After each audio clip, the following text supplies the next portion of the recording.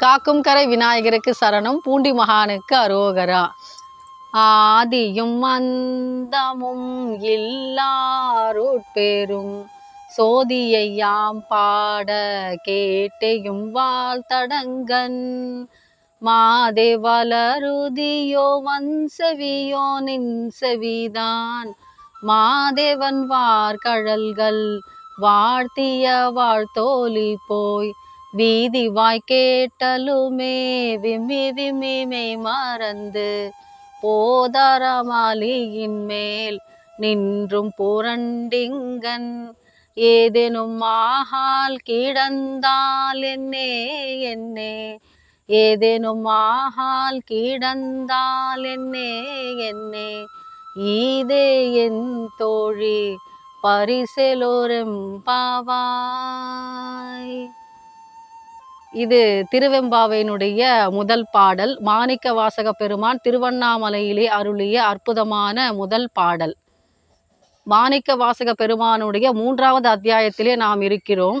அவருடைய திருவைபவத்திலே மீண்டும் நாம் இணைந்திருப்பது சிவபெருமானினுடைய அருளாலும் கருணையினாலும். அரிமர்த்தன பாண்டியனிடம் தலைமை அமைச்சராக பணியாற்றிய திருவாதவூரர் தமக்கு இந்த அரச பதவி போதும், தாம் இப்பொழுது ஆன்மீக பணியை மேற்கொள்ளப் போகிறோம் என்று அரசனிடம் முறையிட்டு விட்டு அங்கிருந்து கிளம்பி விட்டார் அவர். ஏன்னா அரச பதவி தடையாக இருக்கும் இல்லையா தம்முடைய ஆன்மீக பணிகளுக்கு. அதனால் அவர் வெளியே வந்துட்டார். இப்போ முழு நேர தெய்வீக பணியில் தம்மை முழுவதுமாக ஈடுபடுத்தி கொண்டார். அவர் இப்போ நேராக எங்கே போகிறாரு? திருப்பெருந்துறைக்கு போகிறாரு. போயிட்டு அங்கே கோவில் கட்டிக்கிட்டு இருக்காரு இல்லையா, அங்கே இறைவன் அவருக்கு என்ன ஒரு திருக்கோலம் காட்டினார் என்றால், நாம் முன்பே பார்த்தோம், குருவாக இருந்து அவருக்கு தீட்சை கொடுத்தாருன்னு. அப்போது அவர் குருந்த மரத்தின் கீழே அமர்ந்து தம்முடைய சீடர்களுக்கு ஞானோபதேசம் செய்து கொண்டிருந்தார். அத்தகைய காலகட்டத்திலே அவர் ஒரு வார்த்தை பொழியலானார். என்னன்னா, இங்கே நீங்கள் அமர்ந்து தியானம் செஞ்சுக்கிட்டு இருங்க, நான் திருக்கைலாயம் செல்லணும், நான் திரும்பவும் வருவேன். அப்போது ஒரு அக்னி பிழம்பு தோன்றும், அதிலே நீங்கள் நுழைந்தீர்கள் என்று சொன்னால் உங்களுக்கு கைலாய பதவி வழங்கப்படும், நீங்கள் சிவகணங்கள் ஆகிவிடுவீர்கள். இப்படி சொல்லிவிட்டு சென்றார் இறைவன். இதையே நினைத்து கொண்டிருக்கிறார் திருவாதவூரர். எப்பொழுது நாம் திருக்கைலாயம் செல்ல போகிறோம் அப்படின்ற ஒரு எண்ணம் அவருக்கு வந்துவிட்டது. ஆனால் அவர் திருவாசகம் இயற்றணும் இல்லையா, அதுதானே இறைவனுடைய திருவுள்ளம். அதற்காகத்தானே அவரை படைத்திருக்கிறார் சிவபெருமான். அத்தகைய ஒரு நல்ல விஷயங்களை அவர் செய்ய வேண்டும் என்பதுதான் அவருடைய ஒரு எண்ணம் இறைவனுக்கு. அதனால் என்ன பண்ணுறாரு, இவர் தனிப்பட்ட முறையில் ஒரு கோரிக்கை வைக்கிறார் இறைவன். என்னன்னா, மாணிக்க வாசக பெருமானுக்கு, நீ திருவுத்திர கோசமங்கை வந்தீனா உனக்கு என் வகை சித்திகளும் வழங்கப்படும் அப்படின்ற ஒரு அசரீரி வாக்கை சொல்கிறார். ஆனால் இவருக்கு பாருங்க, அஷ்டமா சித்திகளை அடைய வேண்டும் என்ற எண்ணம் சிறிதும் கிடையாது. இறைவனுடைய திருவடி ஒன்றே இவருக்கு மிகப்பெரிய வரப்பிரசாதமாக தோன்றுகிறது. இவர் என்ன பண்ணுறாரு, மிச்ச முனிவர்கள்லாம் இருக்காங்க இல்லையா, ஞானோபதேசம் கேட்டவர்கள், அவர்களெல்லாம் என்ன பண்ணுறாங்க, ஒரு அக்னி பிழம்பு தோன்றும் பொழுது அதிலே இவர்கள் ஐக்கியமாகி விடுகிறார்கள், கைலாயத்துக்கும் சென்று விடுகிறார்கள். ஆனால் திருவாதவூரர் என்ன பண்ணுறாரு, இறைவனுடைய திருநோக்கத்தை உணராமல் இவர் என்ன பண்ணுறாரு, கொன்றை மரத்தடியில் அமர்ந்து யோகம் செய்து கொண்டிருக்கிறார்.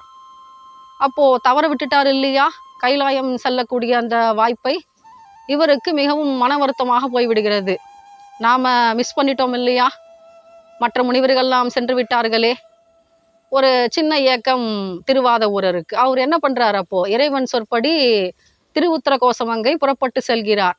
அங்கே சென்றவுடன் அவருக்கு அனிமா மகிமான்னு சொல்லுவோம் இல்லையா, அத்தகைய அஷ்டமா சித்திகள் கைவர பெற்று விடுகின்றன. எவ்வளோ பெரிய பாக்கியம் பாருங்கள். இவர் சித்தி ஆவறதுக்கு முன்னாடியே அவருக்கு சித்திகள் கைகூடி விட்டன. இவருடைய புகழை பல ஊர்களிலிருந்தும் கேள்விப்படுகிறார்கள் மக்கள். எத்தகைய ஒரு சிவனடியவர் இவர். இவருக்காகவே வைகை நதி பெருக்கெடுத்து ஓடியதாமே, மதுரையே அழிக்க முனைந்ததாமே. எத்தகைய ஒரு அருட்செல்வர் இவர். எல்லா மக்களுக்கும் ஒரே சந்தோஷம். ஏன்னா இப்படிப்பட்ட ஒரு தவச்சீலர் நம்முடைய தமிழ்நாட்டிலே பிறந்திருக்கிறார் என்று சொன்னால் நாம் எல்லாம் பெருமைப்பட்டு கொள்ள வேண்டும் அல்லவா? அதனால் மக்களுக்கெல்லாம் ஒரே சந்தோஷமாக இருந்தது. இவர் தம்முடைய ஆன்மீக பணியை தொடங்கிவிட்டார். இவர் என்ன பண்ணுறாரு பாருங்க, ஒவ்வொரு திருத்தலமாக சென்று பாடல் பாடுகிறார். நாம் பார்த்துருப்போம் இல்லையா, சைவ சமய குறவர்கள் என்று சொன்னால் 4 பேர் நமக்கு ஞாபகம் வரும். திருஞான சம்பந்தமூர்த்தி, திருநாவுக்கரச பெருமாள், சுந்தரமூர்த்தி நாயனார். இவர்கள் 3 பேரும் தேவாரம் பாடிய மூவர். ஆனால் இவர் என்ன பண்ணுறாரு, திருவாசகம் பாடுகிறார். இவரும் பல திருத்தலங்களுக்கு சென்று இறைவனுடைய அருளை வியந்து பல பாடல்களை புனைகிறார்.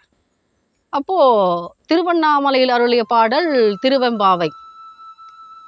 இன்னொன்றும் பாடுகிறார், திருவம்மானை என்று சொல்லக்கூடிய ஒரு பதிகம். இது 2ஐயும் அவர் திருவண்ணாமலையில் அருளினார். அங்கிருந்து புறப்பட்டு அவர் எங்கு செல்கிறார், காஞ்சிபுரம் செல்கிறார். அங்கே திருக்கழுக்குன்ற பதிகம் என்ற ஒரு பதிகத்தை அவர் இயற்றுகிறார். பல திருப்பதிகளுக்கும் அவர் சென்று இறைவனை நாடி வேண்டி பல திருவாசக பாடல்களை அவர் இயற்றுகிறார். அப்போது சோழ தேசத்திற்கு செல்கிறார். அங்கே கோவில் என்று சொன்னால் சைவத்திலே சிதம்பரத்தை மட்டுமே குறிக்கும். அங்கே கிழக்கு கோபுரத்திலே அவர் அமர்கிறார். அங்கேயே ஒரு தவச்சாலையை அமைக்கிறார். அங்கேயே அமர்ந்து கொண்டு இறைவனை முழு நேரமும் நினைத்து கொண்டு யோகத்தில் ஆழ்ந்து பல திருவாசக பாடல்களை இயற்றுகிறார். அப்போது தில்லைவாழ் அந்தணர்கள் அவர்களுக்கு உதவியாக இருக்கிறார்கள். திருவாத ஊரருக்கு. இந்த தில்லை சிதம்பரத்திலிருந்து ஒரு அடியவர் என்ன செய்கிறாருன்னா, ஈழ தேசத்திற்கு புறப்படுகிறார், இலங்கைக்கு. அங்கே பௌத்தம் வேரூன்றி இருக்கிறது. அதனுடைய ஆதிக்கத்தில் தான் மன்னனும் மக்களும் இருக்கிறார்கள். இவர் என்ன பண்ணுறாரு, ஈழ தேசத்துக்கு சென்ற சிவன் அடியவர் எப்பொழுது பார்த்தாலும் சிவசிந்தனையாகவே இருக்கிறார். பஞ்சாட்சர மந்திரத்தை ஓதுகிறார். அப்போது அவருடைய வாயிலிருந்து வெளிப்பட்ட வார்த்தைகள் என்னன்னு சொன்னால், செம்பொன் அம்பலம், திருவம்பலம், திருச்சிற்றம்பலம். இந்த 3 வார்த்தைகளை உட்கார்ந்து கொண்டிருக்கும் போதோ, நின்று கொண்டிருக்கும் போதோ, அல்லது தண்ணீர் அருந்தும் பொழுதோ எப்பொழுது பார்த்தாலும் அதை அவர் சொல்லி கொண்டிருக்கிறார். தொடர்ந்து மக்கள் பார்க்கிறார்கள், எப்பொழுது பார்த்தாலும் இவர் சிவசிந்தனையாகவே இருக்கிறாரே, ஆனால் இது பௌத்த மதம் சார்ந்த நாடல்லவா, எப்படி ஏற்றுக்கொள்ள முடியும்? அப்போது ராஜா கிட்ட போகுது இந்த வழக்கு. அப்போ அவர் சொல்கிறாரு, அரண்மனைக்கு கூப்பிட்டு, இதனுடைய அர்த்தம் தான் என்ன? ஏன்னா எப்பொழுது பார்த்தாலும் நீங்கள் திருச்சிற்றம்பலம்னு சொல்கிறீங்க, இல்லை செம்பொன் அம்பலம்னு சொல்கிறீங்க. இதற்கு அர்த்தம் தான் என்ன, இதனுடைய பொருள் என்ன அப்படின்னு கேட்கும் பொழுது அந்த சிவனடியார் சொல்கிறார், ஐயா நீங்கள் பஞ்சாட்சர மந்திரம் ஓதனீங்கன்னு வச்சுக்கோங்க, ஓம் நமச்சிவாய. இந்த மந்திரத்தை 21,600 தடவை நீங்கள் ஜபிக்க வேண்டும் என்று சொன்னால், இந்த ஒரு வார்த்தை சொன்னால் அதற்கு ஈடு. திருச்சிற்றம்பலம் என்ற ஒரு வார்த்தை பஞ்சாட்சர மந்திரத்தை 21,000 தடவை சொன்ன பலனை அளிக்கக்கூடியது அப்படின்ற ஒரு அதிசயத்தை சொன்னார். ஆனால் அவங்க ஒத்துக்க மாட்டேன்றாங்க, வாதம் பண்ணுறாங்க. திரிபீடகம் சொன்ன எங்களுடைய புத்த பெருமானை விடவா உங்கள் சிவபெருமான் உயர்ந்தவர்? எங்களுக்கு நிரூபித்து காட்ட முடியுமா? நாங்கள் ஏற்றுக்கொள்கிறோம் இந்த சவாலை. நீங்கள் வாதம் பண்ணி உங்களுடைய மதம் உயர்ந்தது என்று நீங்கள் காட்டினீர்கள் என்றால் நாங்கள் அதற்கு சரி என்று சொல்கிறோம் அப்படின்னு அவங்க ஒரு வாதத்தை வைக்கிறாங்க. இவர் பார்த்தாரு, இது நம்மால் ஆகக்கூடிய காரியமா? ஒரு இறைவன் அடியவர் தானே இதை செய்து முடிக்க முடியும். இவர் என்ன பண்ணுறாரு, நீங்கள் சிதம்பரம் வந்தீங்கன்னா நான் இதற்கு ஏற்பாடு செய்கிறேன், எங்களுடைய மதம் உயர்ந்தது என்பதை நாங்கள் காட்டுகிறோம் அப்படின்னு சொல்கிறாரு. அப்போது அந்த புத்த மத குருமாரும் இலங்கை மன்னன் அவருடைய ஒரே பெண், இவங்க 3 பேரும் தில்லை சிதம்பரம் வருகிறார்கள். இதில் ஒரு விஷயம் என்னன்னா, ஈழத்து ராஜாவுடைய பெண்ணுக்கு வாய் பேச முடியாது, பிறவி ஊமை அந்த பெண். இவங்க 3 பேரும் வந்தாங்களா, சிவன் அடியவரும் வந்தாரா தில்லை சிதம்பரத்துக்கு. இப்போ இந்த வழக்கை தில்லை வாழ் அந்தணர்களிடம் ஒப்படைக்கிறார் அந்த சிவன் அடியவர். ஐயா, ஈழ தேசத்து அரசனி மாதிரி ஒரு சவால் விடுத்திருக்கிறார், நாம் என்ன செய்ய முடியும் அப்படின்னு. அப்போது இந்த சவால் கொஞ்சம் வித்தியாசமாக இருக்கிறது, அதே சமயம் முறியடிக்க முடியுமா என்பதும் தெரியவில்லை. ஒரு இறை அருளாளர் இருந்தால் இது முடியும். அப்போ இதே எண்ணத்தோடயே தூங்க போகிறார்கள். அப்போ இறைவனுடைய கனவில் தில்லைவாழ் அந்தணர்கள் 3000 பேர் இருப்பார்கள் அல்லவா? அந்த 3000 பேருக்கும் இறைவன் காட்சி கொடுக்கிறார். என்னன்னு, இங்க திருவாதவூரர் ஒரு தவக்குடில் அமைத்துக்கொண்டு யோகம் செய்கிறார் அல்லவா? அவரை கூப்பிட்டு கொண்டு வாருங்கள், சிவபெருமானே உயர்ந்த தெய்வம் என்பதை நாம் அறுதியிட்டு காட்டுகிறோம் வாதத்திலே அப்படின்னு ஒரு அருள் வார்த்தை சொல்கிறார் சிவபெருமான். ஆனா எல்லார் கனவுலையுமா இது வரும்? வந்ததே. மறுநாள் காலையில எழுந்து ஒருவருக்கொருவர் பேசிக்கொள்கிறார்கள். ஐயா, இறைவன் இம்மாதிரி என்னுடைய கனவில வந்து இந்த அருள் வார்த்தையை சொன்னார் அப்படின்னு சொல்லும் பொழுது எல்லாரும் ஒத்துக்கிறாங்க. ஆமா, என்னுடைய கனவுலையும் வந்தார், இதே வார்த்தையே சொன்னார். அப்போ ஒத்துக்கொண்டார்கள் அல்லவா, இறைவன் தான் வந்து சொன்னது என்று. 3000 சரி, போட்டிக்கு ஏற்பாடாயிற்று. மாணிக்க வாசக பெருமானிடம் வந்து கேட்கிறார்கள் தில்லைவாழ் அந்தணர்கள். ஐயா, இறைவன் உம்முடைய பெயரை தான் முன்மொழிந்தார், நீங்கள் தான் வந்து இந்த சவாலை வெற்றிகரமாக முறியடிக்க வேண்டும் அப்படின்னு. அவரும் சரி, இது இறைவனிட்ட கட்டளை போலும், நாம என்ன செய்ய முடியும், இறைவனுடைய திருவிளையாடல், நாம் அதற்கு ஒப்புக்கொள்ள வேண்டும்னு வந்துடுறாரு.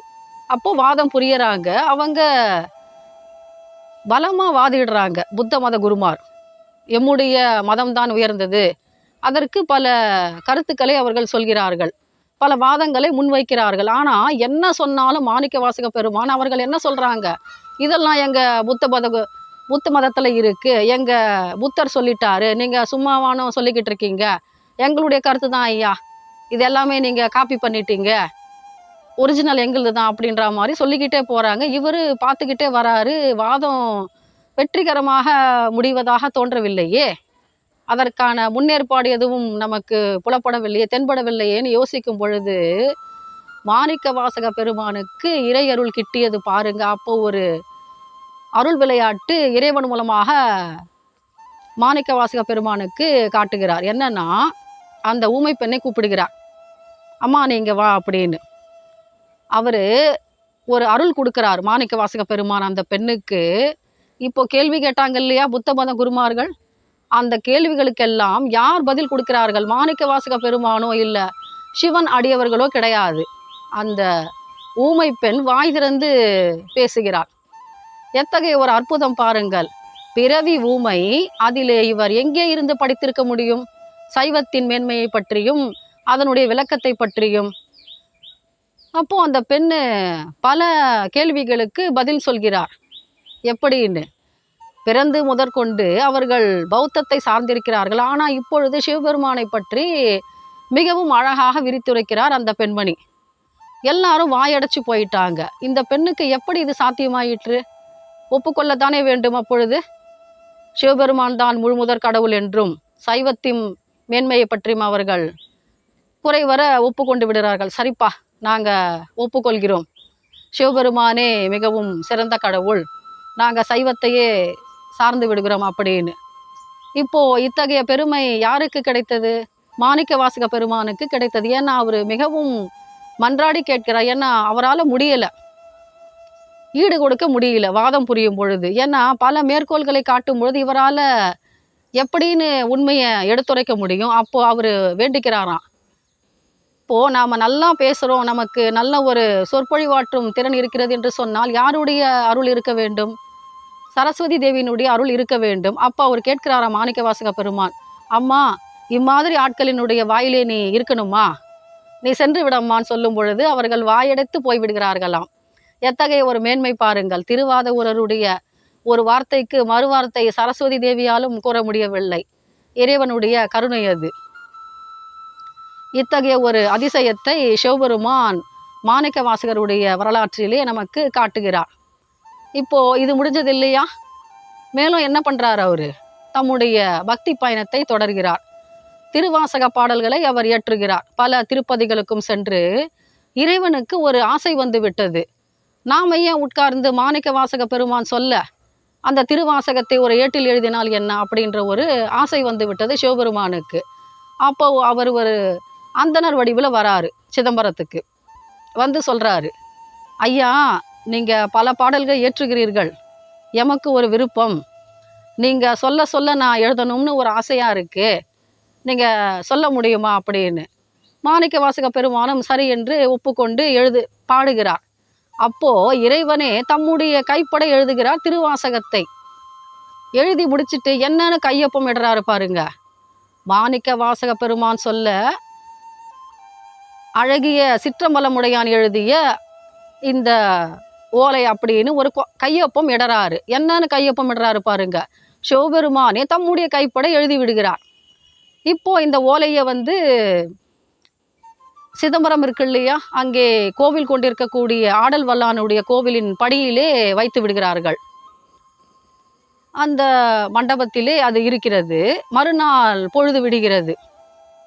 அப்போ தில்லைவாழ் அந்தணர்கள் வருகிறார்கள். ஏன்னா பூஜைக்கான ஏற்பாடு செய்ய வேண்டும் அல்லவா. அங்கே பார்த்தால் படியிலே இந்த ஓலை இருக்கிறது. அப்பொழுது மாணிக்க வாசக பெருமான் சொல்ல அழகிய சிற்றம்பலமுடையான் எழுதியது அப்படின்னு வருது. அப்போ இது யார் எழுதினார்கள் அப்படின்ற ஒரு சந்தேகம் வந்து விடுகிறது. ஏன்னா அழகிய சிற்றம்பலமுடையான் என்பது இறைவனுடைய திருநாமம். அவர் எழுதினாரா? ஒரு சந்தேகம் வரும் இல்லையா எல்லாருக்குமே. மனிதர்களாக பிறந்தவர்கள் இறைவனை எப்படி எழுத முடியும் மனிதன் சொல்ல அப்படின்னு. அப்போ மாணிக்க வாசக பெருமானை கூப்பிட்டு கேட்கிறார்கள். ஐயா, இது நீங்கள் தானே சொன்னீர்கள்? செக் பண்றாங்க பாருங்க. சுவடியை கையில வச்சுக்கிட்டு பாடலை பாடுங்கன்னு சொல்லும்பொழுது மாணிக்க வாசக பெருமான் பாடுகிறார். சரிதானே? அப்போ இவர் தானே எழுதினாரு. சரி ஐயா, நீங்க எழுதிட்டீங்க. இதற்கு அர்த்தம் தான் என்ன? ஏன்னா பாடலை நீங்க சொல்லிட்டீங்க, இதனுடைய விளக்கத்தை நீங்க சொல்லணும் இல்லையா அப்படின்னு கேட்கும் பொழுது திருவாத ஊரர் பாருங்க என்ன செய்யறாருன்னு. அந்த சுவடிகளை தில்லைவாழ் அந்தணர்களிடம் கொடுத்து விட்டு இவர் என்ன பண்றாரு, கோவிலின் கருவறைக்கு உள்ளே சென்று இந்த பாடலுக்கு விளக்கம் இறைவன் என்று சொல்லி இறைவனோடு ஐக்கியமாகி விடுகிறார் மாணிக்க வாசக பெருமான். எத்தகைய ஒரு அருள் வரலாறு பாருங்கள் மாணிக்க வாசக பெருமானுக்கு. என்ன இல்லை திருவாசகத்தில்? அத்தனையும் உண்டு. நாம இறைவனுடைய திருவடி நிழல் அடையணுமா? அதற்கு சிவபுராணம் நமக்கு முதலிலேயே வழி அமைத்து கொடுக்கிறது. ஏன்னா முதல் பாடல் திருவாசகத்திலே சிவபுராணம் தான். அதிலே பாருங்கள், ஒரு உண்மையை பொதிந்து வைத்துள்ளார் மாணிக்க வாசக பெருமான். நீங்க பார்க்கலாம், நமச்சிவாய வாழ்க நாதன் தாள் வாழ்க என்று ஆரம்பிக்கும் அல்லவா. இதிலே வாழ்க என்பது 6 முறை வரும், வெல்க என்பது 5 முறை வரும், 8 முறை போற்றி என்பது வரும். என்ன ஒரு இதுல உண்மை இருக்க முடியும்னு பார்த்தீங்கன்னா 658 பாடல்கள் 32வது அடியிலே சொல்லியிருப்பார். மெய்யே உன் பொன்னடிகள் கண்டிற்று வீடு உற்றேன், 32 வயதிலே நான் ஞானம் அடைவேன், எமக்கு கைலாயம் செல்லக்கூடிய வாய்ப்பு கிடைக்கும் என்பதனை முதலிலேயே சொல்லிவிடுகிறார் மாணிக்க வாசக பெருமான். ஏன்னா அவர் யோகி இல்லையா, எப்போ நாம சமாதி அடைய போறோம் என்பது அவருக்கு தெரிந்து விட்டது. அதை நுணுக்கமாக வெளிப்படுத்துகிறார் தம்முடைய முதல் பாடலிலேயே. இதுல இன்னொரு அதிசயம் என்னன்னு பார்த்தீங்கன்னா, அந்த ஈழ தேசத்து ராஜாவுடைய பெண் பாடுறாரு இல்லையா ஒரு பாடல், திருவாசகத்தினுடைய ஒரு பாடல் பாடுறாங்க சிவபெருமானை பற்றி. திருச்சாழல் என்கின்ற ஒரு பகுதி. அதில் கேள்வி பதில் மாதிரியான வகை அது. அந்த பாடலே அப்படித்தான் இருக்கும். பூசுவதும் வெந்நீர் பூண்பதுவும் பொங்கரவம் அப்படின்னு ஆரம்பிக்கக்கூடிய பாடல். இது ஒரு கேள்வி, பதிலும் கொடுக்க வேண்டும். இந்த பாடலை யார் பாடுகிறார்கள்? ஊமையாக இருக்கக்கூடிய அந்த ஈழத்து இளவரசி பாடுகிறார்கள். எத்தகைய ஒரு அதிசயம் நிகழ்த்த முடியும் திருவாசகத்தை கொண்டு நாம். நீங்க அதுல திருவுந்தியார்னு சொல்லக்கூடிய பதிகத்தையும் எடுத்துக்கலாம். எதிரிகளால எனக்கு தொல்லை அப்படின்னு சொன்னா இந்த பதிகத்தை நாம பாராயணம் செய்தால் நமக்கு அது அறவே நீங்கிவிடும். கல்யாணம் ஆகணும்னு சொன்னா அன்னை 10 இருக்கு. 10 என்ற பெயரிலே அவர் 19 பாடல்களை எழுதியிருக்கிறார் திருவாசகத்திலே. அற்புத 10, கண்ட 10, பிரார்த்தனை 10, இம்மாதிரியான 10கள். இறைவன் ஒரு கோரிக்கை வைக்கிறார். என்னன்னா, நம்ம முதல்ல பாண்டோம் இல்லையா, ஆதியும் அந்தமும் இல்லை அருட்பெரும் சோதியைன்னு. அது திருவெம்பாவை மார்கழி மாதத்திலே பாடக்கூடிய பாடல். ஏன்னா வைணவர்களுக்கு என்று ஒரு திருப்பாவை இருக்கிறது, சைவர்களுக்கு என்று ஒரு திருவெம்பாவை இயற்றியவர் நம்முடைய மாணிக்க வாசக பெருமான். அப்போ இறைவன் ஒரு விண்ணப்பம் வைக்கிறார். பாவை பாடிய வாயால் கோவை பாடுக என்று. அப்பொழுது பாடிய பாடல் திருக்கோவையார் என்னும் பாடல். இதிலே 400 பாடல்கள் அடங்கிய பதிகங்கள். மொத்தம் 1058 பாடல்களை நமக்காக கொடுத்திருக்கிறார் மாணிக்க வாசக பெருமான். மாணிக்க வாசக பெருமான் முன்னிட்டு வந்திக்கும் அவர் திருவருள் புரிந்தார் அல்லவா. ஏன்னா பிட்டு சுற்று விற்று கொண்டிருந்த மூதாட்டிக்கும் ஒரு இறைவன் அருள் கிடைத்ததல்லவா இவர் மூலமாக. மாணிக்க வாசகருடைய அருமை பெருமைகளை பற்றியும் திருவாசகத்தை பற்றியும் நம்மால் முழுமையாக எடுத்துரைக்க முடியாது. ஏன்னா அது ஒரு யோகி சொல்ல இறைவன் எழுதிய அருட்பாடல். நம்மால் முடிந்தவரை அதை சிறிது தந்தோம். மீண்டும் சந்திப்போம் ஒரு அருளாளருடைய திருவைபவத்திலே. மீண்டும் இணைவோம். காக்கும் கரை விநாயகருக்கு சரணம். பூண்டி மகானுக்கு அரோகரா.